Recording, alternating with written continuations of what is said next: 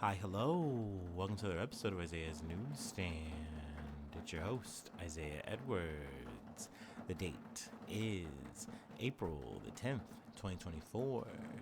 Hopefully, this episode finds you well, in good spirits, and high hopes. As for me, I'm doing pretty good. I'm staying dry. I will say, I think this might be the first time I feel like I've done an episode where it's like just been raining the whole way. Usually there's like a minor miracle and it like dies down or whatever. But yeah, hopefully it's not too distracting. If not, sorry for the rain episode. Maybe this is like good SMR. Maybe you're like, or ASMR. Maybe you're like sleeping right now or whatever, and you're just listening to me talk while the rain goes. I don't know. Or maybe you came in here. I would love that, but I'm pretty sure once I play this back, I'm gonna hear that shit. So, mea culpa. But let's see. Let's talk about myself and how am I doing? Like I said, I'm good. Good. I meant that. Oh man, I will say I was so sleepy today. I did not sleep well last night, but well, it was one of those things where like you went to bed and then like 4 hours later you wake up and it's like, well, that's not right. That's not okay. And instead of going back to sleep, I was stuck awake. So that was my early morning. But work was well, went well. Came home and I just crashed, just went horizontal and got a good, nice little nap. But yeah, overall, it's a good day. I feel alert. It's like around 7 o'clock in the evening. That's very strange for me. It's been a wet one. It's definitely been raining all day. It's raining a little harder now, but overall, I stayed pretty dry, which I like. Let's see here. Food corner from last night. What did we eat? What did we consume? I made a couple of pork banh mi's and some cheesy ramen. And I gotta say, I made the pork banh mi's before. It's not my first time doing that. At least like banh mi's Isaiah style. But overall, they were really good. I remembered my note from last time, and I didn't over season them, so that went a lot better. Tasted great. Let's see. The cheesy ramen was a little bit new for me. I usually try to avoid putting cheese in my ramen. I feel like that's like a bit of a taboo, even for me. But I was like, you know what? I'm gonna sin tonight. It was good. It was worth it. I think I'm definitely gonna do that again. It's still strange a bit to like have a lot of broth and cheese in said broth and noodles. It's a little, but I did like it. It tasted good in my mouth, and that's really all I care about at the end of the day. So yeah, you're all caught up on my Joneses. Let me go ahead and do my startup, and we'll get into some news coverage. How's that sound?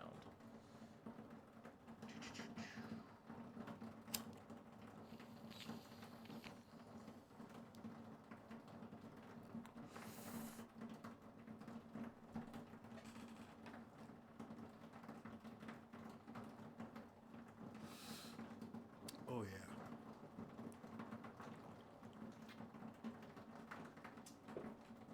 All right, macaroons. Our first story comes from Al Jazeera. Russia, Kazakhstan evacuate 110,000 people as record floods set to worsen. More than 110,000 people have been forced to evacuate in Russia and Kazakhstan after fast melting snow swelled the Ural River, Europe's third longest, causing it to burst its banks and flood cities and towns along its path. More than 97,000 people were evacuated in Kazakhstan alone, the emergencies ministry said on Wednesday, while at least 12,000 people have been moved to safety in Russia, mainly from the worst hit Orenburg region. Now, the article kind of goes through all the details, what's going on there. I haven't heard of any casualties as of yet. Hopefully, that stays the same. You always hate reporting that kind of shit. But yeah, I mean, it's definitely another natural disaster. And, it's a shame it's so widespread, affecting so many people. It definitely seems to be, I mean, no one said it in this article. I really haven't heard any of the coverage, but it does kind of seem climate change related. Maybe that's just me putting my little speculation hat on there. But, having like record breaking, snow melting, it doesn't seem like a good thing. Seems like it's something related to the climate being a little funky monkey, if you will. I think like the record before this was something like in 1947. Yeah, the city had not seen such floods since at least 1947, local officials said, calling the rising water completely unprecedented. I mean, we live in goddamn unprecedented times. I do say so. All right, let's go ahead and move on to the next beat. From the Hill. Lunchables found to contain relatively high lead levels. This bummed me out. This bummed me out on site because I don't know about you, but I am a Lunchables enjoyer. At least the idea of a Lunchable. I grew up on them. You know, whether we were stacking the ham or the turkey, or we were doing the little pizza kit. I mean, I came up on those. I grew up on those. They were so yummy to me. At least as a child. I mean, looking back on it, like, you know, at a certain point, I was like, man, this is kind of like almost like prison food in a little box for children. But, you know, you made it work. I generally look back on them fondly. But the popular kid snack Lunchables contains relatively high levels of lead and sodium, a consumer watchdog group warned Tuesday. Consumer Reports, or CR, a consumer advocacy group, said it tested 12 store-bought versions of Lunchables, which are made by Kraft Heinz, along with similar lunch and snack kits, and found relatively high levels of lead and cadmium in the lunch kits. Let's see here. Cadmium is a chemical element linked to negative effects in the kidney and skeletal and respiratory systems and is classified as a human carcinogen, according to the World Health Organization. There is not a safe level of lead for children, the Centers for Disease Control and Prevention notes. I feel like that's crazy to have to mention that to people. Like, yeah, you can't have any lead, especially as a child. Like, that's really fucking up your development. It's not going anywhere. It's bad. Don't get lead in your shit. Keep lead out of your kids, okay? So yeah, it's crazy that this isn't something that kids can literally eat every day. Like that seems really bad that we're just now like finding this out in the year 2024. You know what I mean? But this is kind of like akin to like the, the Dollar Tree or Family Dollar, whatever, cinnamon lead shit. You know what I mean? Like, and of course, I don't know if I mentioned this before, but with the cinnamon thing, I went and looked, and of course, I have some Family Dollar ass cinnamon that I've been using. Did I throw it out? No, because I'm a survivor, okay? And if it's gonna kill me, then it's gonna kill me. And maybe if it doesn't, then it will make me stronger. I'm probably toast. But anyway, back to the Lunchables. The sodium levels in the kits range from 460 to 740 milligrams per serving, nearly a quarter to a half of a child's daily recommended limit of sodium, CR said. Now, I'm sorry, this is me being an idiot, I guess, or dummy, but I was just so focused reading about the lead part that I did not give a flying fuck about the sodium, but I do realize that high sodium is bad. Like, ingesting high sodium over a long time in your life is going to lead to bad, like, health detriments for you. So you don't want to be doing that as a kid. And I look at myself, like, I think I'm in love with sodium. I love salt, and I feel like that's, that's how we get to there, high sodium intake, you know what I mean? So, it's bad for me. My future might be a little bleak. I mean, y'all hear my food meals every day. They're probably high in said sodium. But that being said, you shouldn't be eating this shit as a kid. Don't follow my little chubby path. Let's see here. All but one of the kits contained harmful I cannot pronounce this right. Phthalates, chemicals found in plastic that can be linked to reproductive issues, diabetes, and some cancers. Whew, that's a smorgasbord of bad things. That's a smorgasbord of problems. Let's see. When testing the Lunchable kits distributed by schools under the National School Lunch Program, CR found the sodium levels in these kits, which have large portions of meat, and are higher than the store-bought versions. I didn't know that until reading this. The school version of the turkey and cheddar lunch had 930 milligrams of sodium, while the Lunchable pizza kits for the schools had 700 milligrams of sodium. A spokesperson for Kraft Heinz said Lunchable products provide a good source of protein and offer nutrients through meats and cheeses. Yeah, like, that's a cool devil's advocate, but, like, the problem is there's lead in your shit, bro. There's lead in your kit. Like, I don't care how much protein you're providing me. That's fucked up. That's no good.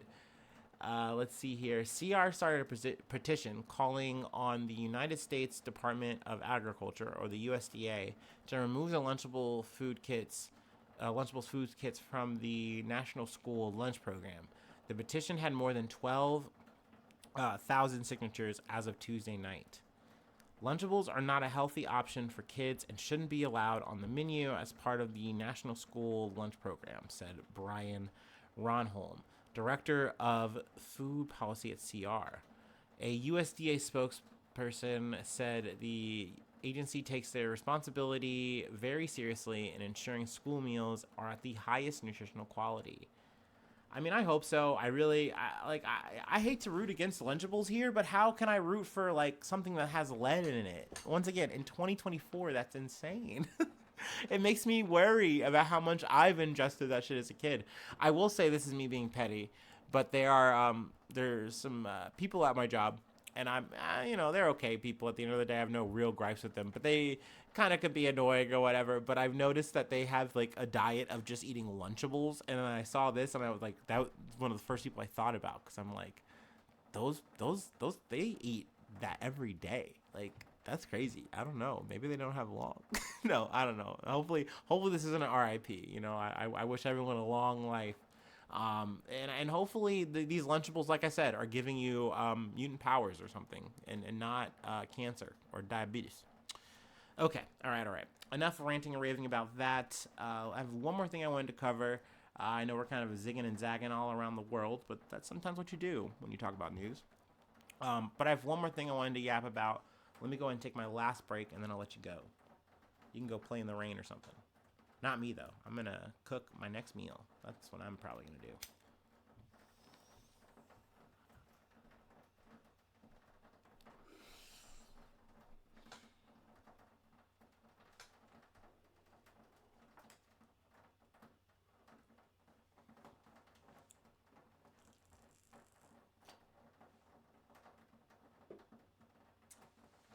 All right.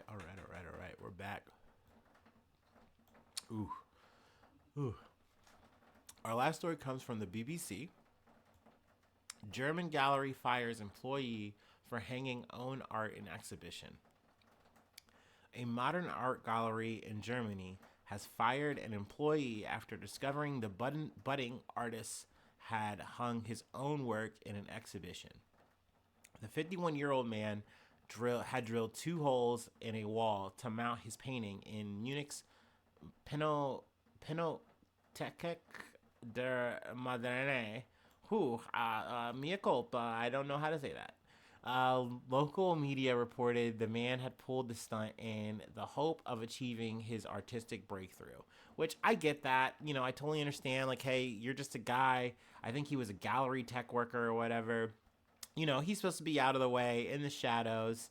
But he wanted to blow up. He thought he considered himself a freelance artist. So, he kind of thought what he was doing was harmless. But I guess essentially the gallery noticed it pretty quickly, and they went to take it down, and they fired him. And not only fired him, they banned him from the gallery. I feel like that's a bit extreme. Let's see. His artwork was measured 23 inches by 47 inches and was hung in an empty passageway. So, like, he was kind of smart, pretty tactful about having this kind of be out of the way. Just, so put it up there, whatever. Here I am, and like, so what? Like, when I initially thought I heard the story, I figured this hubbub was gonna be like he made a forgery or something. But it's like his own work. It's not. It doesn't seem that deep to me.